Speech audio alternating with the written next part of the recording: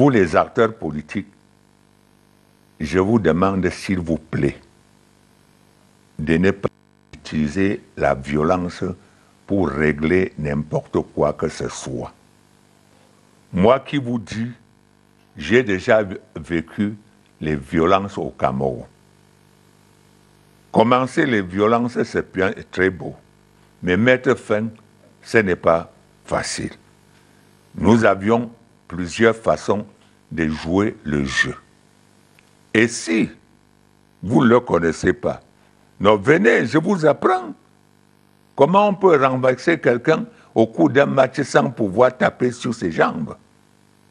Même en politique, c'est la même chose. Si nous voulons le changement, voilà, et qu'il y ait d'autres manières de nous empêcher de changement, nous avons aussi d'autres styles qu'on peut jouer pour obtenir le même changement et dans les mêmes conditions. Ce n'est pas par la violence.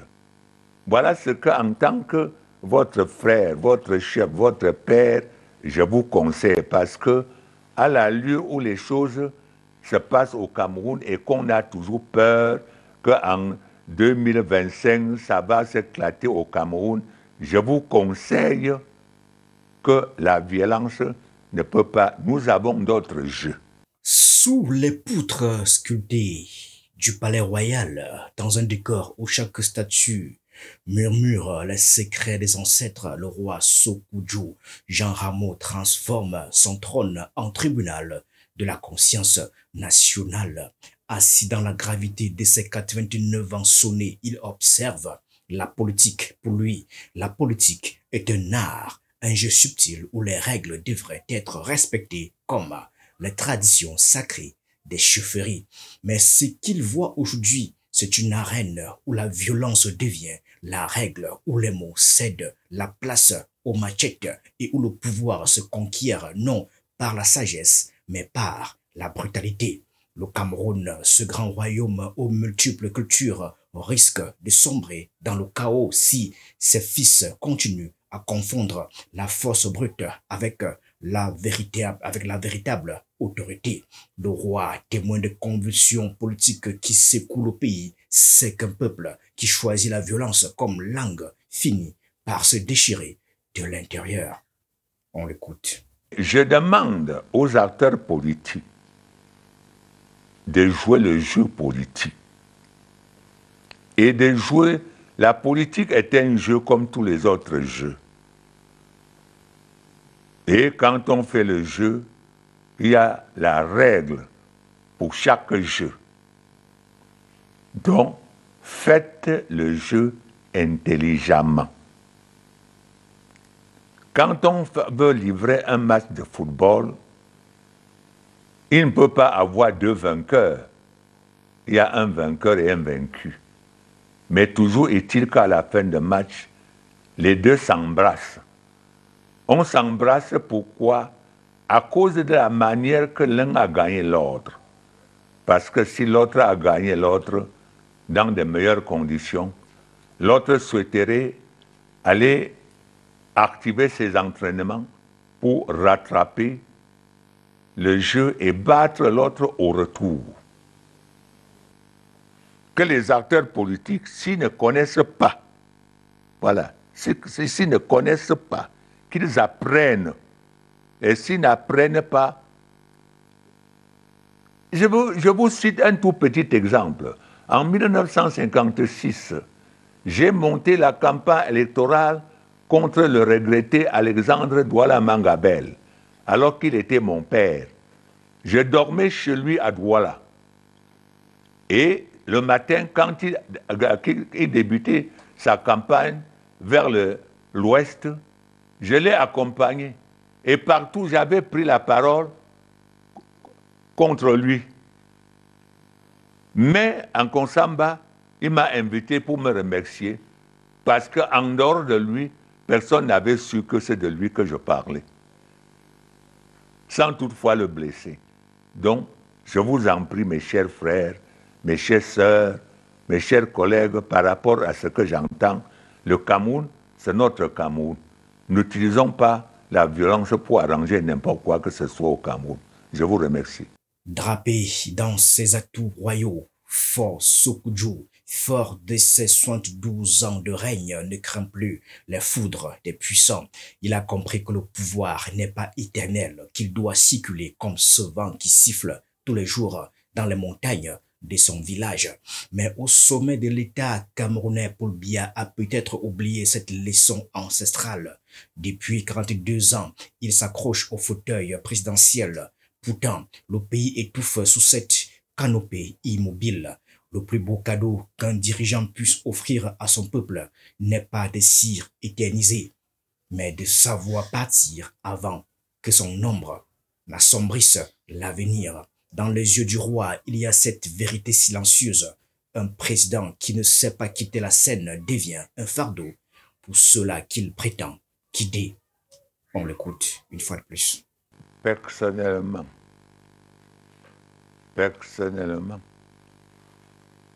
s'il me fallait conseiller le président, je lui dirais que le plus beau cadeau qu'il peut donner à son peuple, en tant que père de la nation, le plus beau cadeau qu'il peut donner à son peuple cette année de 2025, c'est d'aller se reposer. Et pourquoi? D'aller se reposer. Et pourquoi vous pensez qu'il doit se reposer maintenant? Non, je pense que son parti a déjà fait tout ce qu'il fallait faire de son mieux. Et la plus beau solution, c'est maintenant qu'il se repose et permette aux autres de développer ce qu'il a mis sous place. Assis sur son trône, le roi Sokujou regarde le RDPC. Le parti au pouvoir brandit fièrement le bilan de Paul Biya, mais ce bilan aussi vide. Le peuple n'est pas dupe. Il voit l'absence prolongée du président, ce silence qui résonne plus fort que n'importe quel discours officiel. Les Camerounais portent la déception comme un manteau trop lourd, traînant derrière eux les promesses non tenues et les espoirs brisés. Le RDPC peut bien agiter ses drapeaux et chanter ses louanges, mais la réalité est implacable. Le pays stagne, la jeunesse désespère et l'avenir est suspendu dans une attente interminable. Le roi, avec la sagesse de ses années, sait qu'un chef qui ne répond plus aux appels de son peuple a déjà perdu son trône, même s'il s'y accroche encore physiquement. Entouré de ses notables, certains assis à même le sol, le roi face aux caméras d'Equinox TV convoque la vérité en face, littéralement et symboliquement. On l'écoute dans cet extrait. Soyons sincères, comment voulez-vous que... Voici, ça fait depuis combien des années qu'on n'a jamais entendu le chef de l'État effectuer une visite dans un chef-lieu de province? Ça fait combien des années? Voilà. Donc, rien que tout ceci, ça prouve quand même qu'il a un certain, déjà un niveau de fatigue qui ne peut plus faire n'importe quoi. J'entends des petites voix venant des militants du RDPC dire que vous êtes à 72 ans de trône et vous comptez aujourd'hui 89 ans et apparemment vous ne pensez pas à quitter le trône. Pourquoi vouloir inviter le président Biya, qui n'a fait que 42 ans au pouvoir, de quitter la présidence? Mon poste n'est pas un poste électif. C'est ça, soyons sincères, mon poste n'est pas un poste électif, alors que son poste est un poste électif. Autant mieux donc permettre aux Camerounais peut-être de l'élire, s'ils estiment effectivement qu'il peut continuer à travailler, ou bien de ne pas l'élire s'ils soutiennent qu'il ne peut plus être candidat. Donc, est-ce qu'il ne faut pas donc laisser le choix aux Camerounais de désigner le président, de le reconduire ou de ne pas le reconduire? Pourquoi le disqualifier à la candidature à la présidence de la République? Non, mais parce que c'est juste, tout ceci part de quoi? Tout ceci part de la déception. Voilà, tout ceci part de la déception. Le regard du roi s'est ensuite tourné vers la jeunesse camerounaise, cette génération qui tient entre ses mains le futur d'un pays au bord du gouffre. Mais il voit des jeunes facilement dupés, enrôlés dans des causes qui ne servent que les ambitions de ceux qui manipulent les ficelles du pouvoir. La violence pour eux semble parfois être la seule issue face à l'immobilisme et à la frustration. Pourtant, le roi sait que la vraie force ne réside pas dans les émeutes ou les soulèvements impulsifs. La violence est une bête sauvage facile à libérer, mais presque impossible à maîtriser une fois lâchée. Il appelle la jeunesse à ne pas se laisser séduire par les solutions rapides, à comprendre que la patience et l'organisation sont des armes plus puissantes que n'importe quelle révolte éphémère. En cette année électorale où le Cameroun joue son avenir, le roi appelle les jeunes à être des bâtisseurs de paix, des artisans du changement, mais sans tomber dans le piège des faux prophètes politiques. On écoute le roi des Bamendjou. Alors, l'autre question, c'est en rapport avec l'unité nationale. Des gens estiment que le Cameroun aujourd'hui est dans une situation un tout petit peu... Est-ce que vous êtes de ceux qui estiment qu'il y a un risque de déflagration sociopolitique au Cameroun en 2025 dans le sillage de cette élection présidentielle? Il y a beaucoup de choses qu'on a peur en 2025 si vraiment on ne donne pas satisfaction au peuple. Voilà. Nous devons éviter tout ça, à créer nous-mêmes. Si nous voyons déjà cela, prenons les dispositions à ne pas arriver à ce niveau-là. Et c'est ce que moi je conseille à tous les Camerounais et même les jeunes Camerounais que n'acceptons pas, voilà, n'acceptons pas que ceux qui discutent les postes politiques et pour des buts purement d'intérêt personnel nous amènent à détruire le Cameroun. Le Cameroun, c'est notre Cameroun. Le Cameroun, c'est le Cameroun de tous les Camerounais. Ce n'est pas pour une petite minorité. Vous tous les jeunes, qui êtes dans la rue maintenant, soit disant mototaxi, je vous demande de ne pas vous laisser tromper. Le Cameroun, c'est notre Cameroun. La manière que vous êtes en train de vous entraîner, de manière que lorsqu'on entend moindre coup quelque part, on soupçonne les mototaximans. Je vous conseille, créer un désordre, c'est très facile, mais mettre fin à un désordre, ce n'est pas facile. Je vous conseille de ne pas participer à n'importe quel désordre, sous n'importe quelle forme, au Cameroun.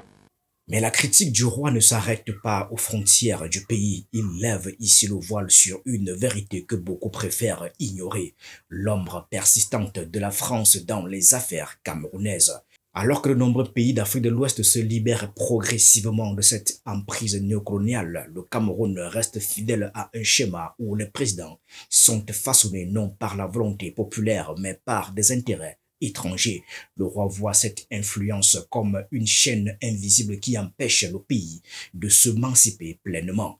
Le Cameroun sous Paul Biya est resté figé dans une relation toxique avec son ancien colonisateur, incapable de prendre en main son propre destin. Cette dépendance est une trahison des luttes passées pour l'indépendance et un frein pour l'avenir. Le roi appelle à une rupture radicale, à un sursaut de fierté nationale pour que le Cameroun cesse d'être le marionnettiste d'intérêts extérieurs et redevienne maître de son avenir. On écoute le roi.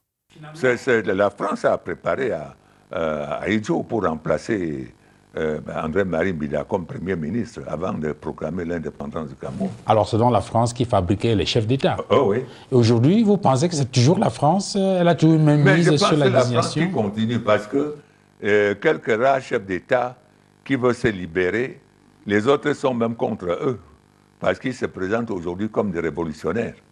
Autrement dit, tous ceux qui veulent devenir chefs d'État au Cameroun doivent aller solliciter la France. Mais justement, c'est là où il se base. Oui, mais le sentiment qu'on a, c'est que la France est en train de perdre pied en Afrique, justement. Quand on parle des pays de l'AES, ce sont des pays qui hier étaient... Mais il n'a pas encore perdu au Cameroun. Vous croyez qu'il faut toujours, même au Cameroun aujourd'hui, il faut faire allégeance à la France? Non, mais quant à moi, je ne sauterai pas. Alors que la présidentielle d'octobre 2025 approche, le roi Sékou Jaramo a fait plus que parler. Il a sonné le gong de la réflexion. Dans son palais, sous l'œil des ancêtres, il a rappelé à tous que la sagesse des anciens est le dernier rempart contre le chaos. Le Cameroun est une grande case où chaque citoyen est un pilier. Si un pilier faiblit, la case s'effondre. Le pouvoir n'est pas éternel. La violence est un piège et la jeunesse doit ouvrir les yeux. Le Cameroun se tient à la croisée des chemins entre héritage colonial et quête de souveraineté, entre immobilisme et renaissance. La question n'est plus de savoir si le changement est nécessaire, mais qui aura le courage de l'incarner. Le roi a parlé, le peuple, désormais, doit répondre.